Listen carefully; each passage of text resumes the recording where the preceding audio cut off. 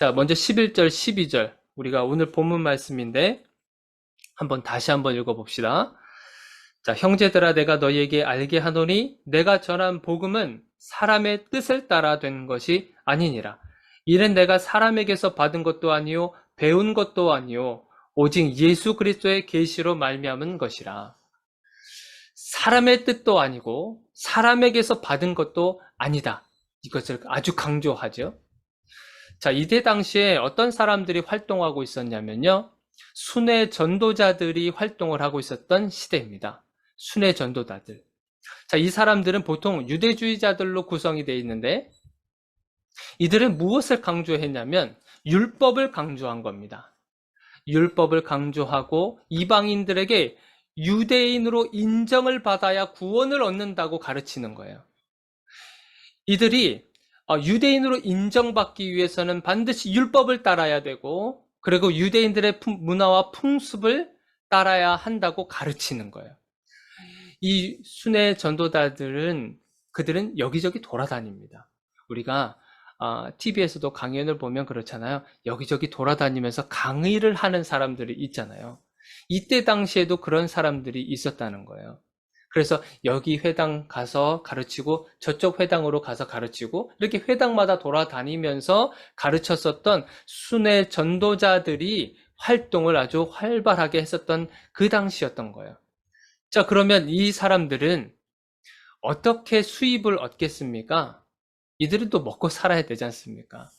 회당마다 돌아다니기도 해서 가르치지만, 그럼에도 불구하고 이 사람들은 뭘 먹고 또 지내기도 하고 생활도 해야 되잖아요. 그러면 이들의 수입은 도대체 어디에서 오겠어요?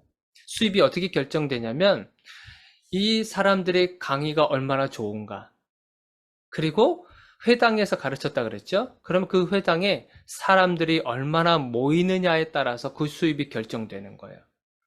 그러니까 오늘날 어떻게 보면 학원 같은 그런 느낌이 드는 거예요. 내 강의에 인기가 많아서 학원생, 수강생들이 많이 모이면 그만큼 내 몸값이 올라가는 거예요. 그렇게 해서 얼마나 많은 사람들이 모이느냐, 얼마나 인기가 있느냐, 그것에 따라서 수입이 결정되는 거예요. 그러니까 순회 전도자들은 그 수입을 가지고 생활을 하게 되는 겁니다. 그러니까 어떤 게 더 아주 강하게 두드러지겠습니까? 설교라든지 강연하는 어떤 방법들이 굉장히 다양해지는 거예요. 내가 알고 있는 지식과 이런 것들을 충분하게 설명하고, 그리고 그것을 이해할 수 있도록 어떤 방법 같은 것들을 많이 연구를 하게 되는 겁니다. 어떻게 전할 것인가. 어떻게 보면 굉장히 중요한 일이겠죠? 나만 알고 있으면 안 되잖아요. 이것을 충분히 설명을 해서 내가 아는 만큼 다른 사람들도 그것을 알 수 있도록 해주는 것도 중요한 일이잖아요. 근데 어떻게 전할 것인가에 대한 아주 그것에 강조하다 보니까 무엇이 발달하게 됩니까? 방법론이 아주 발달하게 되는 거예요. 더 중요하게 된 겁니다. 무엇보다요. 순수한 복음을 전하는 그 방법론이 아주 중요하게 된 거예요. 그러니까 복음을 전하기 위해서 도구가 더 중요한 시기가 돼버리게 된 거예요. 순수한 복음이 있는데 그것을 어떻게 전할 것인가. 그것이 아주 중요해진 시기가 되어버리게 된 겁니다. 그러니까 이 순수한 복음이 어떻게 보면 중심이 되지 않고 그 설명하는 것에 더 많이 치중하게 되는 거예요. 누가요? 이 순회 전도자들이. 그러니까 사람들에게 인기를 얻어야 돼요. 자기가 알고 있는 지식을 충분하게 전달하기 위해서는 사람들에게 인기를 얻기 위해서, 그리고 수입을 많이 얻기 위해서는 이들은 온갖 갖가지 방법을 다 사용하게 됩니다. 그래서 사람들에게 박수 받으면 그만큼 자기 몸값이 올라가기 때문에 이 방법들을 더 많이 연구를 하게 되는 거예요. 이런 부분들이 사실은 목회자인 저에게, 그리고 오늘날 우리 교회 목사님들에게 굉장히 경종을 울리는 부분 중에 하나가 되는 겁니다. 내가 하는 말을 이해하지, 제가 설교를 하거나, 그리고 어떤 뭔가를 이렇게 했을 때, 그 성도들의 얼굴들이 다 보이잖아요. 우리가 지금은 이렇게 온라인으로 드려서 지금 제가 제 얼굴 보고 설교를 하거든요. 여러분들의 얼굴은 하나도 보이지 않습니다. 제 얼굴 보고 저한테 설교를 하듯이 지금 하고 있거든요. 강단에서 설교를 하게 되면요. 성도들의 얼굴이 다 보인다고 하잖아요. 정말 그래요. 그래서 설교를 하다 보면 저 성도가 지금 내 이야기를 듣고 이해를 하고 있는지 안 하고 있는지 이것이 다 한눈에 보입니다. 자, 그러다 보니까 이해하지 못하시는 분들을 보면서 어떤 마음이 드냐면 저분을 내가 설득시켜야 되겠다. 저분을 이해시키도록 해야 되겠다. 라고 하면서 어떤 현상이 드러나냐면 말을 많이 하게 돼요. 그리고 말을 많이 할 뿐만 아니라 어떻게 해서든지 저분에게 이해를 시키도록 하기 위해서 애쓰는 그런 저를 느끼게 돼요. 제가 그걸 많이 느낍니다. 그래서 저도 오늘 이 본문의 말씀을 보면서 저 스스로에게도 그런 경종의 그 소리가 들리고 있는 것을 느낍니다. 그래서 이해하지 못하는 부분들에 대해서 최대한 이해시키려고 하는 애쓰는 그런 마음들, 그런 게 목회자들에게 있거든요. 그러다 보니까 정말 중요한 것을 잃어버릴 때가 있어요.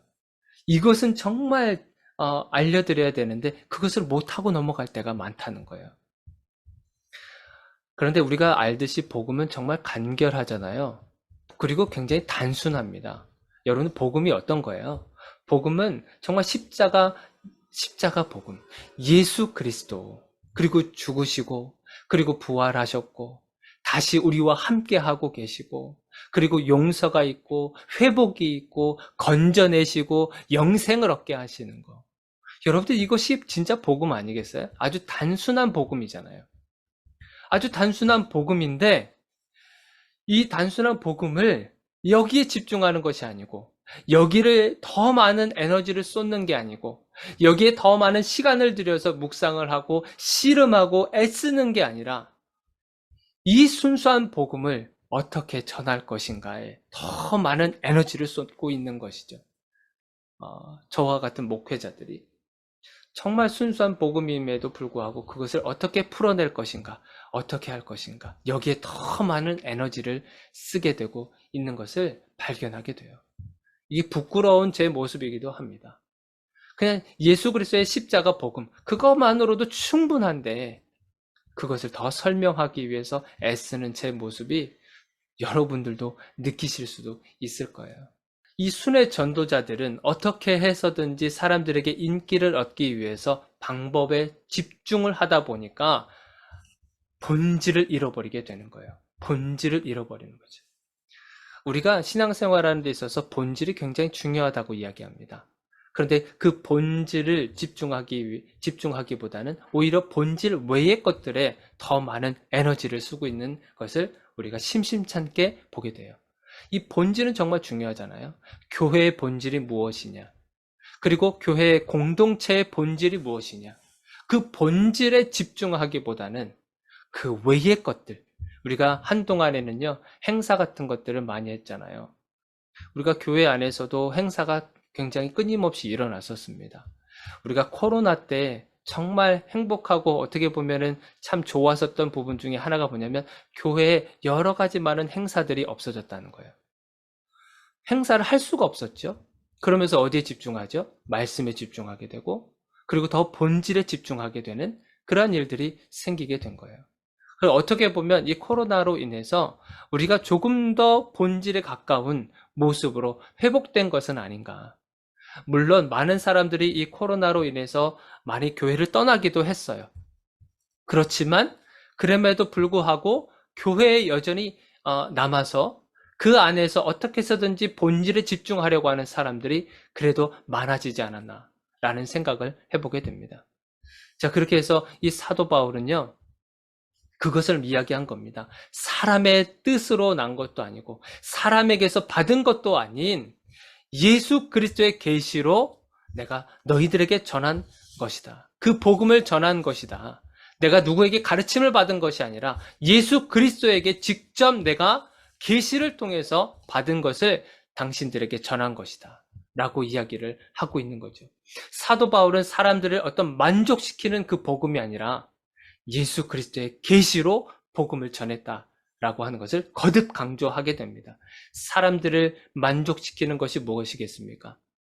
아까도 말씀드렸지만 순회 전도자들, 이들은 사람들을 만족시키기 위해서는 수단과 방법을 가리지 않습니다.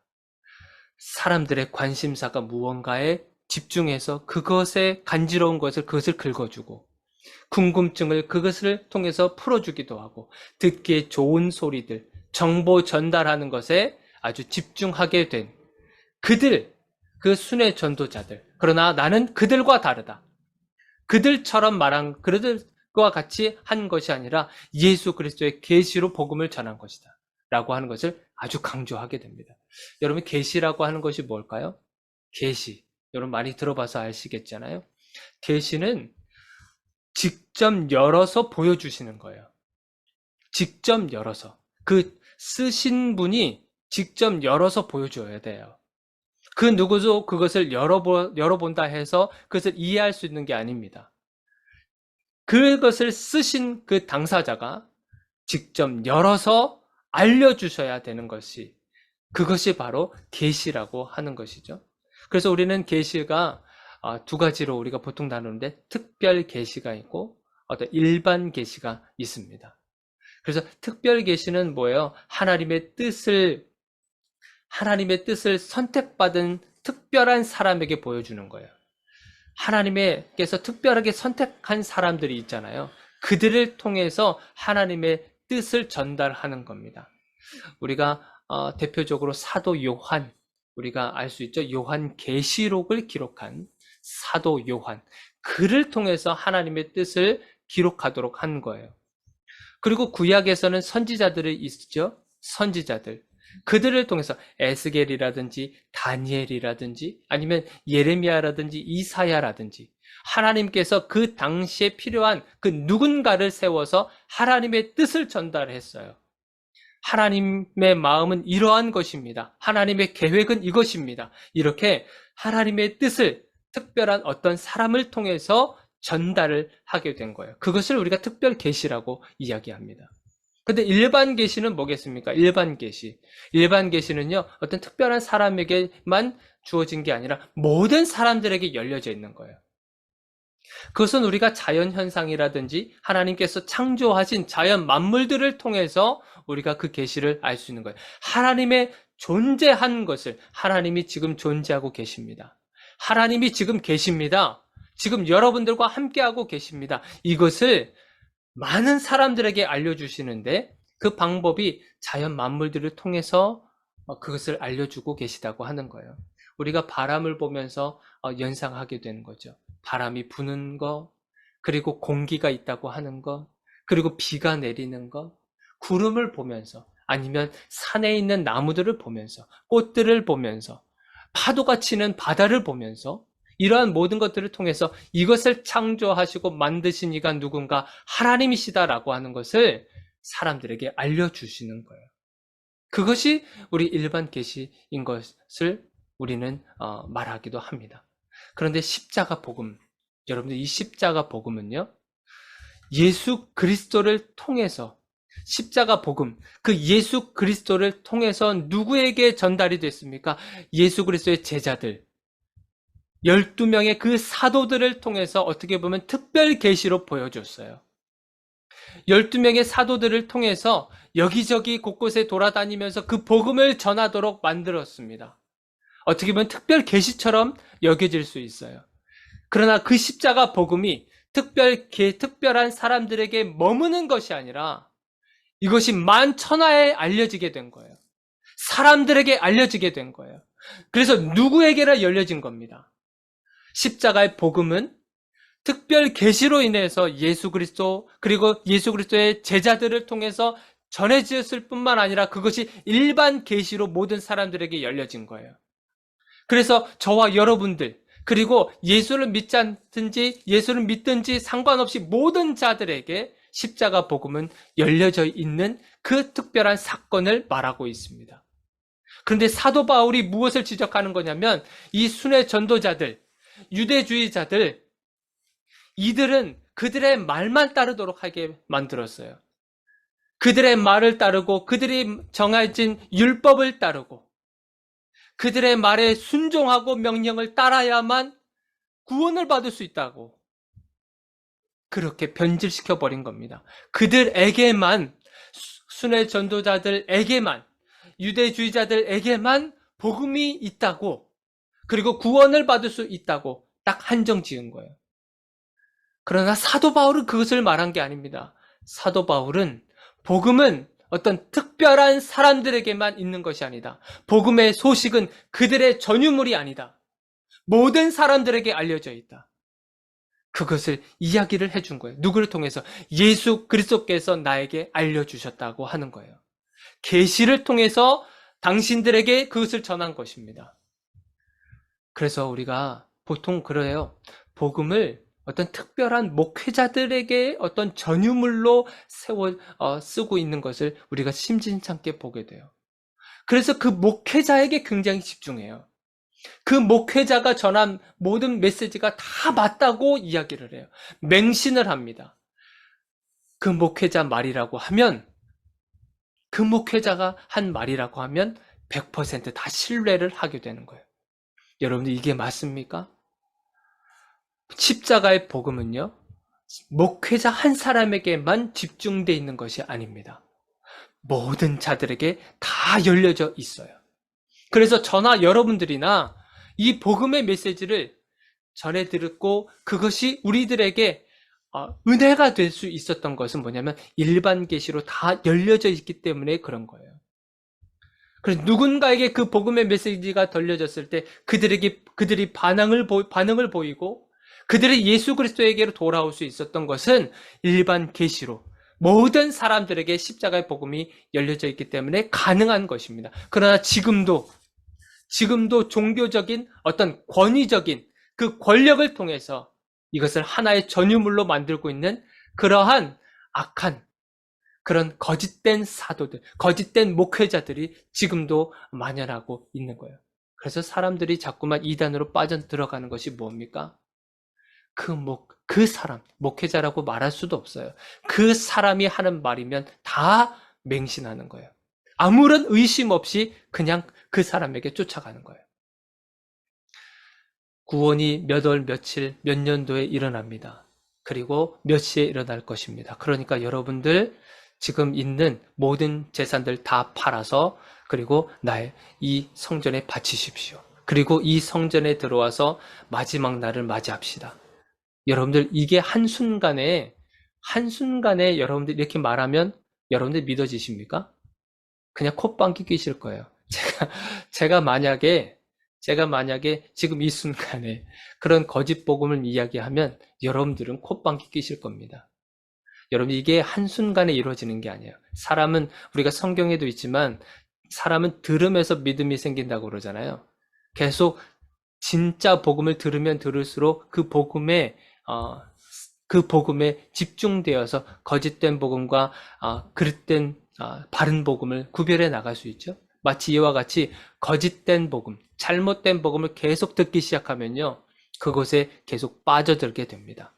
그 사람에게 빠져들게 돼요. 그러면 결국에는 하루아침에 이루어지는 것이 아니라 몇 년, 그리고 몇 년을 계속 그 말씀을 듣기 시작하게 되면 거기에 그냥 빠져들게 돼요. 그 순간에 이제 거짓된 복음을 마지막에 전하는 거죠. 제가 그동안에 말씀드렸죠? 그러니까 이제 여러분들 모든 것들 다 이 현실에 있는 것 다 버리십시오. 가족들과도 관계를 다 끊으시고 친구들과도 다 끊으시고 그리고 집에 있는 모든 걸 다 팔아서 다 성전으로 가져오십시오. 이렇게 하면 그들이 넘어간다는 거예요. 그러니까 이 한 사람에게 십자가의 복음이 한 사람에게만 전유되는 게 아닙니다. 그래서 이것을 여러분들 분별하셔야 되는 거죠. 목회자인 저와 그리고 성도인 여러분들이 해야 할 일들이 있습니다. 제가 설교 때마다 계속 말씀드리지만 여러분 마지막 때를 살아가고 있어요. 종말의 때에 살아가고 있어요. 이 종말 시대에는 거짓 복음자들이 거짓된 메시지를 들고 내가 예수다라고 하는 사람들이 여기저기 질비하게 나타납니다. 우리나라만 해도 자칭 예수라고 하는 그렇게 떠들고 다니는 사람들이요, 굉장히 많습니다. 몇백 명, 몇천 명이 될 수도 있어요. 굉장히 많은 사람들, 유독 우리나라에 그렇게 많아요. 자, 이런 상황 속에서 저와 목회자인 저와 여러분들이 해야 할 일들은 무엇이냐면 말씀을 읽고 묵상하는 것을 계속 멈추지 않고 하셔야 됩니다. 아까도 말씀드렸지만 성경을 통해서요, 이미 하나님의 뜻은 열려졌어요. 계시라고 그랬죠? 하나님께서 이미 하나님의 뜻은 성경을 통해서 이미 열려져 있는 상태입니다. 그 열려져 있는 상태 속에서 하나님의 뜻을 분별하려면 우리가 매일마다 말씀을 읽고 묵상하는 것을 멈추지 않는 거예요. 무슨 일이 있어도 어떤 상황이 나에게 도래한다 할지라도 내가 절대 포기하지 않는 것은 말씀을 읽고 묵상하는 것. 그것을 통해서 하나님의 뜻을 분별해 가는 것. 이것을 멈추지 않는 거예요. 그리고 두 번째는 뭐냐면 하나님께 질문하는 겁니다. 하나님께 질문하는 거예요. 무엇을 질문할까요? 제가 바르게 묵상을 했는지 점검하는 겁니다. 하나님, 제가 이 말씀을 묵상했습니다. 이 말씀을 제가 이렇게 묵상을 했고 하나님의 뜻을 생각했는데 혹시 이것이 맞습니까? 계속 물어봐야 되는 거예요. 질문하는 거예요. 여러분들, 질문한다는 것은요, 정답을 얻기 위한 것이 목적이 아닙니다. 다시 한번 말씀드리면 하나님께 질문을 하는 것은요, 정답을 얻기 위한 것이 아니에요. 정답을 얻을 수도 있겠죠. 그러나 질문의 목적은 정답을 얻기 위한 것이 아니라 하나님과의 관계를 더욱 친밀하게 하기 위한 거예요. 하나님과의 관계를 더욱 친밀하게 하기 위해서 질문을 하는 겁니다. 친밀하면 친밀할수록 그 상대방의 마음을 알 수 있잖아요. 친밀하면 친밀할수록, 더 친밀감이 높아질수록 하나님의 뜻을 바르게 묵상할 수 있는 거예요. 그래서 우리는 말씀을 읽고 묵상하고 하나님께 계속 질문하는 것을 계속 해 나가면서 하나님과 더 깊은 친밀감 속으로 들어가는 것이 오늘날 우리가 해야 되는 숙제 중에 하나입니다.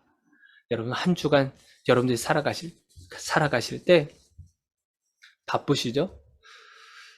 주어진 일을 하느라, 그리고 양육하느라, 그리고 세상 일을 하느라 여러 가지 많이 바쁜 일들이 있을 겁니다. 그럼에도 불구하고 여러분, 포기하지 마시는 것, 말씀과 그리고 묵상하는 것, 하나님께 질문하는 것, 이것을 계속 반복해서 이것이 하나의 훈련이 되어서 습관처럼 될 수 있도록 그것이 하시기를 바랍니다. 한 주간 여러분들이 이 과정을 통해서 더 하나님과 가까워지는 그런 친밀감이 높아지는, 그래서 하나님의 뜻을 분별해 갈 수 있는 그런 한 주간이 되기를 정말 주님의 이름으로 축원드립니다. 우리 기도하겠습니다.